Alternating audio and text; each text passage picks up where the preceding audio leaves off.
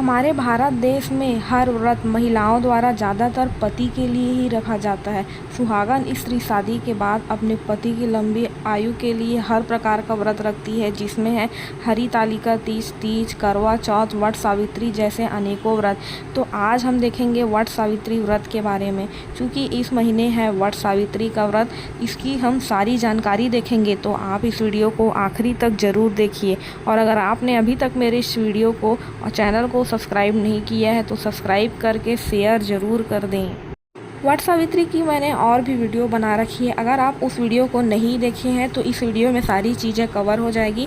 हम इसमें देखेंगे व्रत कब है, व्रत को कैसे रखना है, पहली बार आपको व्रत रखना चाहिए या नहीं, पूजा विधि क्या होगी, पूजा सामग्री, व्रत कथा।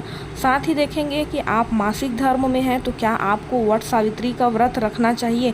तो चलिए वीडियो को स्टार्ट करते हैं। पहले हम देख लेते हैं कि वट सावित्री का व्रत किस दिन है। हर साल जेठ माह की अमावस्या तिथि पर वट सावित्री का व्रत रखा जाता है। इस बार जेठ माह की अमावस्या तिथि 26 मई को दिन में 12:11 पर शुरू होगी और इसका समापन 27 मई को सुबह 8:31 पर होगा। ऐसे में उदया तिथि के अनुसार 26 मई 2025 को ही वट सावित्री का व्रत रखा जाएगा। इस दिन सुहागन महिलाएं पति की लंबी उम्र, अच्छी सेहत और रिश्तों में मजबूती के लिए उपवास रखती हैं। मान्यता है कि व्रत के प्रभाव से महिलाओं को अखंड सौभाग्य का वरदान मिलता है। इसके अलावा वैवाहिक जीवन भी सुखमय बना रहता है। तो क्या आप अपने पति के लिए वट सावित्री का व्रत रखती हैं? मुझे कमेंट करके ज़रूर बताइए। क्या आप जानती हैं कि वट सावित्री के व्रत में किन चीज़ों का सेवन करना चाहिए? अगर नहीं तो आइए हम जान लेते हैं और ये भी देखते हैं कि पहली बार वट सावित्री का व्रत आपको कैसे रखना चाहिए। तो अगर आप व्रत को पहली बार रख रही हैं तो आपको अपने बड़ों की देख रेख में व्रत को रखनी चाहिए, क्योंकि शादी के बाद ये आपका अगर पहला व्रत है निर्जला उपवास का तो आपकी तबीयत बिगड़ सकती है और आपको डिहाइड्रेशन की कमी हो सकती है। तो इसके लिए आप बड़े बुजुर्गों के साथ ही व्रत रखें। बाकी जो नियम है वही नियम आपको भी पालन करने होंगे और ये व्रत निर्जला रखा जाता है, तो आप इस बात का ध्यान रख के ही पहली बार व्रत रखें। चलिए जान लेते हैं कि व्रत में आपको क्या खाना चाहिए।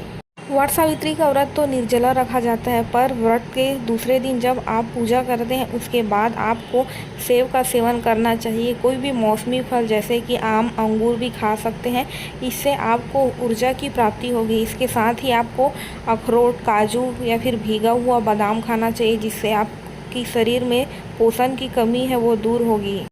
वट सावित्री के व्रत में आप दूध, दही, शहद, साबूदाना के साथ साथ समुआ के चावल भी खा सकते हैं। आमतौर पर इस व्रत में इसका सेवन किया जाता है और मिठाई, हलवा भी खा सकते हैं। इसके साथ आप नारियल पानी पी सकते हैं, जिससे आपके जो शरीर में पानी की कमी है वो दूर होगी।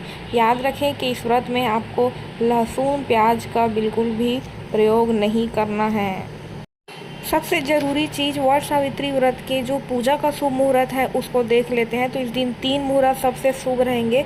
सुबह 8:52 से लेकर 10:25 तक का पहला मुहूर्त रहेगा।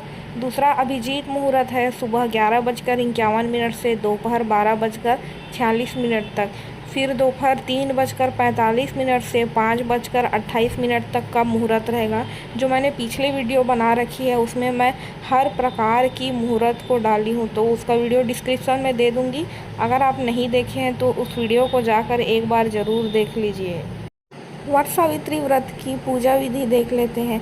सबसे पहले सुहागिन महिलाओं को ब्रह्म मुहूर्त में उठकर स्नान करने चाहिए और स्वस्थ वस्त्र धारण करना चाहिए। याद रखें इस दिन आपको 16 श्रृंगार करना चाहिए। श्रृंगार में सिंदूर, मंगलसूत्र के साथ साथ बिछिया, पायल, चूड़ी, कंगन, हर प्रकार की चीज़ों को शामिल करना चाहिए। और अगर आपके पास आपका विवाह का चुनरी या जोड़ा है तो आप उसे अवश्य पहनें। इसके बाद वट वृक्ष के नीचे को साफ करना चाहिए। नीचे पूजा की तैयारी करें। वट वृक्ष के नीचे सावित्री और सत्यवान की मूर्ति या फिर चित्र स्थापित करें। वट वृक्ष को जल अर्पित करें और लाल धागे से वृक्ष के चारों ओर 7 या फिर 5 परिक्रमा करें। वट सावित्री व्रत की पूजा सामग्री में आपको चाहिए होगा मौसमी फल, कच्चा चना, उसके बाद पान के पत्ते, सुपारी और चाहिए होगा आपको 16 श्रृंगार, आपको खुद के लिए भी और चढ़ाने के लिए फूल, दूबी और उसके बाद वट सावित्री व्रत कथा की पुस्तक और वट वृक्ष या फिर वट वृक्ष नहीं है तो उसका डंगाल आपको चाहिए होगा।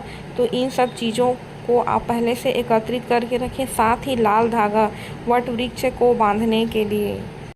वट सावित्री व्रत की कथा मैं दूसरे वीडियो में बनाऊंगी क्योंकि यह वीडियो बहुत ही ज़्यादा लंबा हो जाएगा। तो आप मेरे चैनल को सब्सक्राइब कर दीजिए। धन्यवाद।